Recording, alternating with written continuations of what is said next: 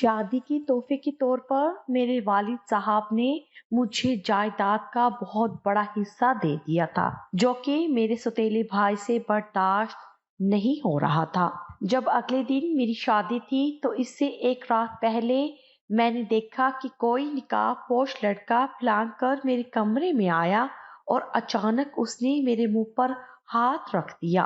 میں سمجھ گئی کہ وہ مجھے برباد کرنے آیا ہے، لیکن جب میں نے اس کی آنکھوں کو دیکھا تو میری روح فنا ہو گئی، کیونکہ اس کی آنکھیں تو میرے سگے۔ سنو عافیہ بیگم، کہاں ہو؟ ادھر تو آؤ، ذرا بات کرنی ہے۔ آپ ابھی نہ ہمیشہ کچن میں گھسی رہتی ہیں، وقار نے اپنی بیوی سے کہا۔ جی فرمائیں، کیا بات ہے؟ آج تو آپ بڑے خوش نظر آ رہے ہیں۔ جی بالکل خوش تو میں ہوں، بہت خوش۔ آج میرے دل سے اتنا بڑا بوجھ جو اتر گیا۔ میں کچھ سمجھی نہیں، مطلب؟ یہ دیکھو، یہ کاغذات ہیں۔ کیسے کاغذات؟ ہماری جائیداد کے کاغذات۔ میں نے اپنی جائیداد کا تیسرا حصہ ہماری بیٹی صدف کے نام کر دیا۔ کیا جائیداد بیٹی کے نام کر دی؟ وقار صاحب، بیٹی کے لیے بھی کچھ رکھا ہے یا نہیں؟ کیسی باتیں کر رہی ہو؟ اسی کے لیے تو سب کچھ رکھا ہے۔ صرف تیسرا حصہ بیٹی کے نام کیا ہے اور یہ اس کا حق بھی ہے۔ لیکن وقار صاحب، آپ کو ذرا بھی اندازہ ہے اگر عمیر کو اس سب کی بھنک بھی پڑ گئی تو وہ کتنا بڑا ہنگامہ برپا کر دے گا؟ جانتے ہیں نا آپ، اس کی صدف کے ساتھ بالکل بھی نہیں بنتی۔ جی عافیہ، میں جانتا ہوں اس کی صدف کے ساتھ بالکل بھی نہیں بنتی۔ کم بخت سوتیلی سمجھتا ہے نا صدف کو۔ یہ بات اس کی سمجھ میں نہیں آ رہی کہ دونوں کا باپ میں ہوں۔ یہی تو، آپ کو ایسا نہیں کرنا چاہیے تھا، اور اب اگر کر بھی دیا ہے تو اس کو کچھ بھی پتہ مت لگنے دیجیے گا۔ نہیں بیگم، یہ بات تو اس کو ضرور معلوم ہونی چاہیے اور میں خود یہ سب اس کو بتاؤں گا۔ مت کرے نا ایسا، سوتیلی مانتا ہے اس کو اور یہ بات سنتے ہی آگ بگولا ہو جائے گا۔ لیکن آپ تو میری بیٹی کو سوتیلی نہیں مانتی نا؟ کیسی باتیں کر رہے ہیں آپ؟ میرے لیے صدف اور عمیر ایک برابر ہیں۔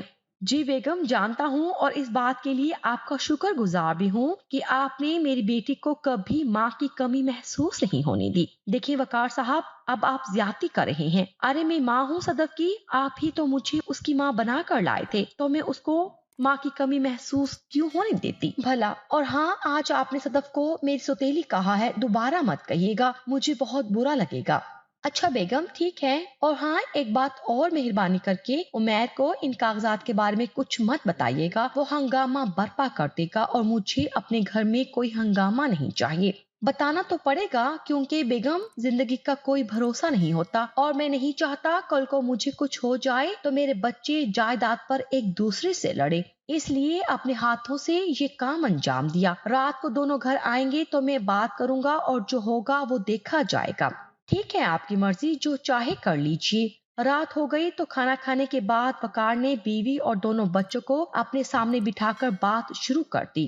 دیکھو بیٹا، میں جو کہنے جا رہا ہوں اس کو سمجھنے کی کوشش کرنا۔ عمیر بیٹا، میں بتاتا چلوں کہ زندگی کا کوئی بھروسہ نہیں ہوتا اور میں نہیں چاہتا کہ کل کو میں جب نہ رہوں تو میرے بچے کورٹ کچہری کے چکر کاٹے، اس لیے میں نے اپنی زندگی میں ہی اپنی پوری جائیداد آپ دونوں کے نام کر دی، جس میں سے جائیداد کا تیسرا حصہ صدف بیٹی کے نام اور باقی سب کچھ آپ کے نام پر منتقل کر دیا ہے۔ بیٹا، ابو جان، آپ ایسا کیسے کر سکتے ہیں؟ میرا مطلب ہے آپ کا وارث تو میں ہوں، پھر جائیداد کا تیسرا حصہ اس کے نام کیوں؟ کیونکہ بیٹا، اگر تم میرے وارث ہو، میرے بیٹے ہو، تو یہ بھی تو میری بیٹی ہے اور یہ اس کا شرعی حق بھی ہے۔ نہیں ابو جان، میں نہیں مانتا یہ سب کچھ، اس کا اس گھر پر کوئی حق نہیں۔ میرا مطلب اس کو شادی کر کے تو دوسرے گھر جانا ہے نا، تو سارے حقوق وہاں جا کر جتائے۔ میرے سر پر آپ اس کو نہ رکھیں تو بہتر یہی ہوگا، اس کے لیے بھی اور میرے لیے بھی۔ کیا بکواس کر رہے ہو؟ وہ بہن ہے تمہاری، ذرا ہوش کرو، کیا بولے جا رہے ہو اس کے بارے میں؟ ابو جان، سنبھالے خود کو، غصہ نہ کریں، آپ کا بلڈ پریشر بڑھ جائے گا۔ نہیں بیٹا، آج میں خاموش نہیں رہوں گا۔ صدف کہنے لگی، ابو جان ٹھیک ہی تو کہہ رہا ہے بھائی، مجھے اس سب کی کوئی ضرورت نہیں، میرے لیے تو بس آپ کی اور امی جان کی دعا ہی کافی ہے، مجھے نہیں چاہیے یہ سب۔ دیکھو کم وقت، اس کو دیکھو جس کے بارے میں اول فول بک رہے ہو، وہ تمہاری طرفداری کر رہی ہے۔ جی نہیں، وہ میری کوئی طرفداری نہیں کر رہی، ہمیشہ کی طرح اچھا بننے کا ناٹک کر رہی ہے، لیکن میں اس کے جال میں پھنسنے والا نہیں ہوں، میں لڑوں گا اور آخری حق تک لڑوں گا۔ اور یہ سب کہتے ہوئے عمیر اپنے کمرے میں چلا گیا۔ دیکھ رہی ہو آفیہ بیگم کیا کہہ رہا ہے، باپ سے مقابلے کی بات کر رہا ہے۔ یہ دن دیکھنا باقی رہ گیا تھا زندگی میں۔ جانے دیجیے، اس وقت غصے میں ہے، آپ بے فکر رہیں، اس کا غصہ اتر جائے گا تو میں خود سمجھا دوں گی اس کو۔ آپ پلیز ٹینشن نہ لیں۔ جی ابو جان، آپ پلیز ٹینشن نہ لیں، اور کیا ضرورت ہے یہ سب کرنے کی، میں کہہ رہی ہوں نا، مجھے کچھ نہیں چاہیے، اٹھیں اور سو جائیں۔ کیونکہ بیٹا میں ڈر رہا ہوں کل کو یہ اس گھر کے دروازے تم پر بند نہ کر دے۔ آپ خواہ پریشان ہو رہے ہیں، ایسا کچھ نہیں ہوگا، ہم دونوں ایسا کچھ بھی نہیں ہونے دیں گے، آپ فکر نہ کریں، میں ابھی جا کر بات کرتی ہوں اسے۔ آفیہ عمیر کے کمرے کا دروازہ کھٹکھٹاتے ہوئے، عمیر بیٹا دروازہ کھولو، میری بات سنو، مجھے نہیں سننی کسی کی بات، آپ چلی جائیں یہاں سے۔ لیکن بیٹا ماں کی بات تو سنو۔ عمیر نے غصے سے دروازہ کھولا۔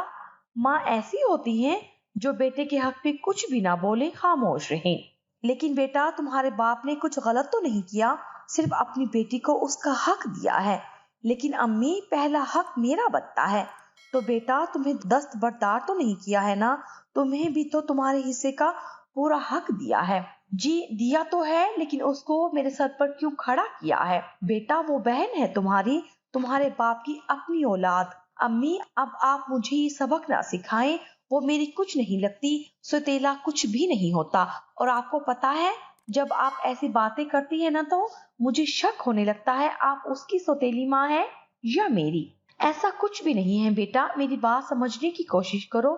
دیکھو اگر تم نے ضد کی تو مجھے ڈر ہے تمہارے باپ نے جو حصہ تمہیں دیا ہے تمہاری ضد کی وجہ سے وہ بھی نہ تم سے واپس لے لیں۔ ایسا کچھ نہیں ہوگا امی، یہ میرا حق ہے اور مجھ سے کوئی نہیں چھین سکتا۔ اچھا جی، خواب دیکھنا بند کر دو میاں، اگر تمہارے باپ نے تمہیں دستبردار کر دیا نا تو کوئی قانون تمہیں کچھ نہیں دلا سکتا، اس لیے کہہ رہی ہوں جو ملا ہے قبول کر لو۔ لیکن امی، لیکن کیا بیٹا، سمجھنے کی کوشش کرو، تمہارے باپ نے صرف کاغذی طور پر جائیداد کا کچھ حصہ صدف کے نام کیا ہے، تھیلی میں اٹھا کر نہیں دیا۔ کل کو اس کی شادی ہو جائے گی تو وہ اپنے گھر چلی جائے گی، وہ وہاں سے تھوڑی ہر روز اپنے حصے کو دیکھنے آئے گی۔ تم دیکھنا اگر تم اپنا رویہ اس کی طرف بدلو گے نا تو وہ خود تمہیں سب کچھ سونپے گی، اسی لیے کہہ رہی ہوں خاموش رہو۔ ٹھیک ہے امی جان، اب کچھ نہیں کہوں گا، آج یقین ہو گیا کہ آپ میری ماں ہیں، صرف میری۔ شاباش، اور دھیان رکھنا آج کے بعد اس معاملے کو لے کر تمہارے منہ سے کچھ نہ سنو۔ یوں وقت گزرتا گیا اور سب اپنی دنیا میں مصروف ہو گئے، اور کچھ وقت بعد صدف کا رشتہ بھی طے ہو گیا۔ سب بہت خوش تھے، خاص کر صدف اور اس کا ہونے والا شوہر دانش۔ صدف دانش سے اکثر کہا کرتی تھی، کاش بھائی مجھے قبول کرتے تو میری زندگی میں کوئی دکھ نہ ہوتا، اور دانش جب سے ابو جان نے کچھ حصہ میرے نام کر دیا ہے تب سے تو بھائی کا رویہ اور بھی زیادہ تبدیل ہو گیا ہے، وہ میری طرف دیکھتی تک نہیں، اور دانش ہمیشہ اس کو تسلی دیتا تھا، کچھ نہیں ہوتا، سب کچھ ٹھیک ہو جائے گا، شادی ہوتے ہی تم سب کچھ اس کو دے دینا تو وہ ٹھیک ہو جائے گا۔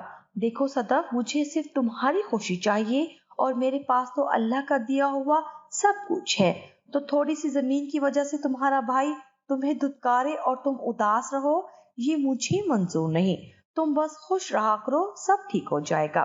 سب بہت خوش تھے، شادی نزدیک آ رہی تھی تو سب شادی کی تیاریوں میں مصروف تھے، لیکن عمیر کے ذہن سے حصے والی بات نہیں نکل رہی تھی، وہ ہر پل اس معاملے کو نپٹانے کی سوچ میں گم رہتا تھا۔ کل صدف کی مہندی کی رات تھی، گھر میں خوشی کا ماحول تھا، سب بہت خوش تھے، جہاں ڈھولکی بج رہی تھی تو وہیں ناچ گانا چل رہا تھا، لیکن عمیر آج بھی اسی معاملے میں اٹکا ہوا تھا اور گھر کے کاموں میں دلچسپی بھی نہیں لے رہا تھا۔ وہ صرف یہی سوچ رہا تھا کہ کیا کروں، کیسے کروں کہ صدف میرے راستے سے ہٹ جائے، کس سے مدد لوں؟ تو اس کو اپنی چچا کا گھر یاد آ گیا۔ ارسلان بھائی سے مدد لوں گا، اور یہ کہتے ہی وہ اپنی چچا کی طرف چل دیا۔ دروازے پر دستک دی تو اس کی چچا کی بیٹی عظما نے دروازہ کھول دیا۔ عمیر، السلام علیکم، آپ ہی ارسلان بھائی ہیں؟ مجھے ان سے ملنا ہے۔ کیوں بھائی، طبیعت تو ٹھیک ہے نا؟ میرا مطلب گھر میں شادی ہے اور تم ڈاکٹر کو ڈھونڈ رہے ہو۔ میری طبیعت کو کیا ہونا ہے، اور یہ ضروری تو نہیں کہ جب تک ہماری طبیعت خراب نہ ہو ہم ارسلان بھائی سے نہیں مل سکتے۔ वो डॉक्टर होंगे तो अपने दफ्तर में, यहाँ नहीं। अच्छा जी, ऐसी बात तो शिकायत लगाऊं भाई से तुम्हारी? प्लीज आप ही मेरा बातों में वक्त जाया ना करें, मुझे अरसलान भाई से बहुत जरूरी काम है। अरे उमैर, तुम इस वक्त यहाँ कैसे? हम तो तुम्हारी तरफ ही आ रहे थे। वो मेरी नाइट ड्यूटी थी तो अभी अभी दफ्तर से आया हूँ और उस्मा मुझे चाय देने के लिए आ गई। जी अरसलान भाई, मुझे दरअसल आपकी मदद चाहिए थी, इसलिए खुद चला आया। मदद? कैसी मदद? अरसलान भाई, आप जानते हैं अबू जान ने अपनी जायदाद का 1/3 हिस्सा आप ही की नाम कर दिया है। क्या? ये कब हुआ? मुझे तो कुछ पता नहीं। बहुत अरसा पहले। वो तो मैं अम्मी की वजह से चुप हूँ, लेकिन मुझसे ये सब बर्दाश्त नहीं हो रहा। परसों तो वो अपनी ससुराल चली जाएगी और फिर उसका शोहर हम पर हक जताने आएगा कि मैं हिस्सेदार हूँ। तो उमैर, मेरी क्या मदद चाहिए तुम्हें इस सब में? मैं क्या कर सकता हूँ? तुम जाकर चचा से बात करो ना। उनसे बात करके कुछ हासिल नहीं होने वाला, आप जानते हैं ना, वो उनकी लाडली है। आपको ही मेरी मदद करनी होगी। लेकिन भाई, मैं इस सब में क्या मदद कर सकता हूँ? मेरी मदद सदफ आप ही को ठिकाने लगाने में। कोई ऐसी दवा दे दीजिए कि वो हमेशा के लिए सो जाए।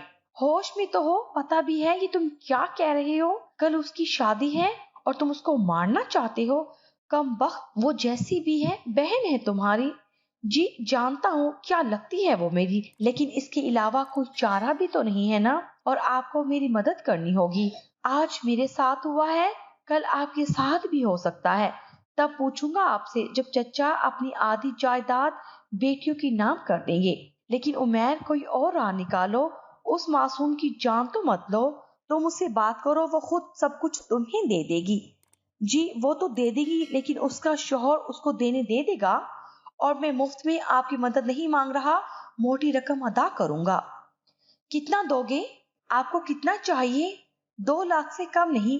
ठीक है, फिर डील पक्की। लेकिन हमें आज ही उसको ठिकाने लगाना होगा। उस्मा अंदर आते हुए कड़क लहजे में बोल पड़ी। किसको ठिकाने लगाने की बात हो रही है? कुछ नहीं, बस मजाक कर रहे थे। दोनों भाई तुम चाय रखो और जाओ। मैंने गलती से आप दोनों की बातें सुन ली हैं, अभी जाकर मैं सबको बताती हूँ। नहीं उस्मा आपी, प्लीज ऐसा मत कीजिएगा, आप भी हमारा साथ दीजिए ना इस काम में। मैं सदफ आपी के तमाम जेवर आपको दे दूंगा। पागल तो नहीं हो गए हो? और किस किस को क्या क्या दोगे? मुझसे कह रहे हो मैं उसको मारने में तुम्हारा साथ दूंगी? शर्म नहीं आती? जरा सोचे, सदफ के तमाम जेवर आपके, आपकी तो लाइफ बन जाएगी। हाँ भाई, हम तुम्हारा साथ दे देंगे। उमैर, तुम चाय पियो, मैं जरा उस्मा से बात कर लूं। अरसलान उस्मा को दूसरे कमरे में ले जाते हुए कहने लगा, उस्मा मान जाओ ना मेरी जान, वो इस वक्त कुछ भी देने के लिए तैयार है। वो मरती है तो मरे, हमारा क्या चाहता है। सोचो वो हमें कितना कुछ दे रहा है, पैसे, जेवर, हमारा तो फायदा ही फायदा है। मान जाओ ना मेरी जान। ठीक है भाई, लेकिन मैं उसको मारते वक्त आपकी कोई मदद नहीं करूंगी। तो तुमसे किसने कहा तुम कुछ करो? तुम्हें तो सिर्फ खामोश रहने का इतना कुछ मिल रहा है। ठीक है फिर, तो बताओ मैं क्या करना होगा और कैसे और कब? अरसलान भाई, जो भी करना होगा आज रात ही करना होगा, उसकी रुखसती से पहले। ठीक है, तो बताओ क्या प्लान है? वो जब सुबह नमाज के लिए उठे उसे वक्त सब कर देते हैं, किसी को कुछ खबर भी नहीं होगी और ना कोई देख पाएगा। लेकिन ये काम ऐसे अंजाम देना है कि सब कुदरती लगे। ठीक है, लेकिन ये बताओ करोगे कैसे? सुबह जब वो नमाज के लिए उठेगी तो उस्मा हमें इत्ला कर देगी, हम दोनों खामोशी से जाकर उसका गला घोंट देंगे। लेकिन गला घोंट देने से उसके गले पर जो निशान आएंगे उसे पकड़े नहीं जाएंगे। उस्मा कहने लगी, गला क्यों घोंट दोगे? बेचारी को मौत दे ही रहे हो तो आसान मौत दो ना, उसका सांस ही घोंट दो। ये हुई ना बात, तो इसी बात पर हाथ मिलाओ। उसके बाद तीनों शादी में हाथ बटाने के लिए चले गए। रात को देर तक सब लोग मस्तियां कर रहे थे। अम्मी कहने लगी, सदफ बेटा जाकर सो जाओ, सुबह मेहंदी है तो रात भर जागना पड़ेगा और थकान चेहरे पर उतर आएगी। जाओ बेटा, जाकर सो जाओ। चची जान, मैं आज रात सदफ के पास सो जाऊं? वो क्या है ना कि ये यहाँ से जा रही है तो उसकी बहुत याद आएगी। ठीक है उस्मा, फिर इसको ले जाकर सो जाओ। उसके बाद कुछ देर बाद सब सो गए। सुबह आजान हुई तो सदफ नमाज के लिए उठ खड़ी हुई। वो जैसे ही कमरे से बाहर चली गई تو عظما نے عمیر اور ارسلان کو اطلاع دے دی۔ وہ دونوں کمرے میں داخل ہوئے تو صدف نماز پڑھ رہی تھی۔ آپی آپ نماز قائم رکھیں، میں جو بات کرنے آیا ہوں ایسے ہی کر لوں گا، مجھے معاف کر دیجیے گا آپی، میں نے کبھی آپ کو بھائی کا پیار نہیں دیا اور آج جب ہوش آیا تو آپ جا رہی ہیں۔ آپی آپ نے بہت جی لی اپنی زندگی، ابو جان اور امی جان کی محبت سب کچھ پایا آپ نے، لیکن آپی اب میں بھی جینا چاہتا ہوں اور اس کے لیے آپ کا جانا ضروری ہے، مجھے معاف کیجیے گا کہ آپ کو ایسے بھیج رہا ہوں۔ ارسلان نے صدف کو پکڑ لیا اور عمیر نے تکیہ صدف کے منہ پر رکھ کر اس کا دم گھونٹ دیا، اور جیسے ہی اس کی سانسیں بند ہو گئی تو تینوں نے اس کو اٹھا کر بستر پر لٹا دیا اور وہاں سے خاموشی سے چلے گئے۔ وقار صاحب عافیہ بیگم سے کہنے لگے کہ صدف کو چائے دے دی، کہاں ہے وہ؟ نظر نہیں آئی صبح سے۔ جی وہ سو رہی ہے ابھی تک، رات شاید تھک گئی تھی بہت تو ابھی تک اٹھی نہیں، میں نے نہیں جگایا، سوچا تھوڑی دیر آرام کر لے، لیکن ابھی تو دن چڑھایا ہے، جا کر جگاؤ اس کو۔ آپ بیٹھے میں ابھی جگا کر آتی ہوں۔ صدف اٹھو بیٹا، دیر ہو گئی ہے، دن چڑھایا ہے، تم تو کبھی اتنا لمبا نہیں سوتی، آج کیا ہو گیا؟ صدف بیٹا اٹھو۔ عافیہ نے صدف کے قریب جا کر اس کو ہلایا تو اس کی حرکت نہ کرنے پر وہ چیخ اٹھی، وقار وقار۔ صدف اٹھ نہیں رہی، آ کر دیکھی تو ذرا، اس کے چیخنے پر سب لوگ کمرے میں جمع ہو گئے۔ صدف بیٹا اٹھو، کیا ہوا ہے؟ اٹھ کیوں نہیں رہی تم؟ بھابھی ذرا ارسلان کو تو بلا کر لائیں، اسے کہیں کہ صدف کو دیکھیں یہ اٹھ کیوں نہیں رہی۔ ارسلان جب کمرے میں آیا تو کہنے لگا کیا ہوا، جگہ چھوڑے۔ ارسلان بیٹا دیکھو نا کیا ہوا ہے اسے۔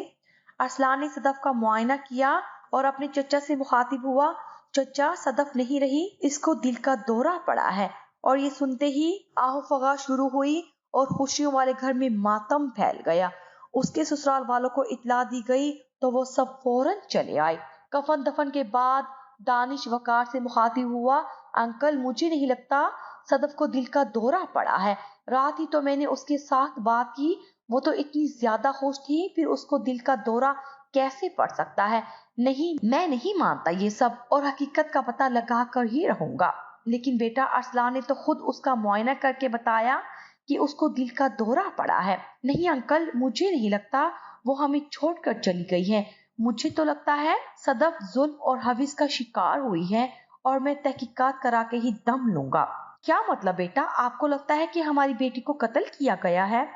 جی انکل مجھے ایسا ہی لگتا ہے، کیونکہ خوشی میں اس طرح دل کا دورہ پڑنا بات کچھ ہضم نہیں ہو رہی۔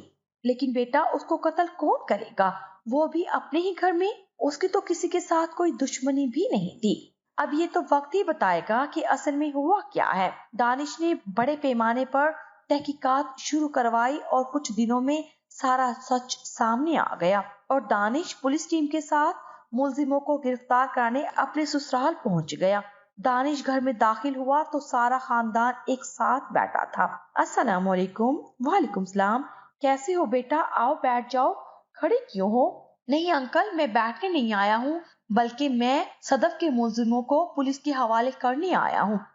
صدف کے ملزموں کو؟ بیٹا میں سمجھا نہیں کچھ۔ انکل یاد ہے جب صدف کی موت پر میں یہاں آیا تھا تو میرے ساتھ میرا دوست بھی تھا، اس نے صدف کا معائنہ کر کے مجھے اسی وقت بتایا تھا کہ صدف کی موت دم گھٹنے کی وجہ سے ہوئی ہے، اور اسی بنا پر میں نے آپ سے تحقیقات کی بات کی تھی۔ میں اس وقت صرف اس لیے خاموش رہا تاکہ ملزم باخبر نہ ہو جائیں۔ کیا میری بیٹی کا قتل ہوا ہے؟ دانش بیٹا مجھے بتاؤ کس نے کیا ہے، کون ہے وہ بے رحم جس کو میری بیٹی پر رحم نہیں آیا؟ چند روپوں اور زمین کی خاطر کسی اور نے نہیں بلکہ خود آپ کے اپنے بچوں نے۔ میرے بچوں نے مطلب؟ جی انکل، عمیر، ارسلان اور عظما نے چند روپوں اور زمین کی خاطر ہمارے صدف کو ہمیشہ ہمیشہ کے لیے سلا دیا۔ ارسلان پولیس کی حراست میں ہے اور اس نے سب کچھ قبول کر لیا کہ کیسے عمیر نے عظما اور اس کے ساتھ مل کر ہماری صدف کو قتل کیا ہے۔ کیا عمیر نے؟ وقار عمیر کا گریبان پکڑتے ہوئے اس سے مخاطب ہوا، کم بخت تو نے میری بیٹی کو مار ڈالا صرف اس لیے کہ میں نے کچھ زمین اس کی نام کر دی تھی؟ ارے کم بخت وہ تو صرف اس لیے کی تھی کیونکہ مجھے ڈر تھا وہ یہاں سے چلی جائے تو میرے بعد تم اس گھر کے دروازے اس پر بند نہ کر دو۔ لیکن مجھے کہاں معلوم تھا کہ میرا خون اتنا ٹھنڈا ہے کہ میرے ایسا کرنے سے تم اس کو اس دنیا میں رہنے نہیں دو گے۔ کم وقت ایک بار بھی تمہیں اس کی معصومیت پر رحم نہ آیا؟ صدف بیٹی، مجھے معاف کر دو، میں تمہارا گنہگار ہوں، مجھے معاف کر دو بیٹا، مجھے نہیں پتا تھا میں تمہیں تمہارا حق دوں گا تو یہ کم وقت تم سے جینے کا حق چھین لے گا۔ مجھے معاف کر دو بیٹا، مجھے معاف کر دو۔ دانش بیٹا، لے جاؤ اس بدبخت کو اور تب تک چین کی سانس نہ لینا جب تک اس کو پھانسی نہ ہو جائے۔ میں تمہارے ساتھ ہوں دانش، جاؤ اور جا کر دلا دو ہماری صدف کو انصاف۔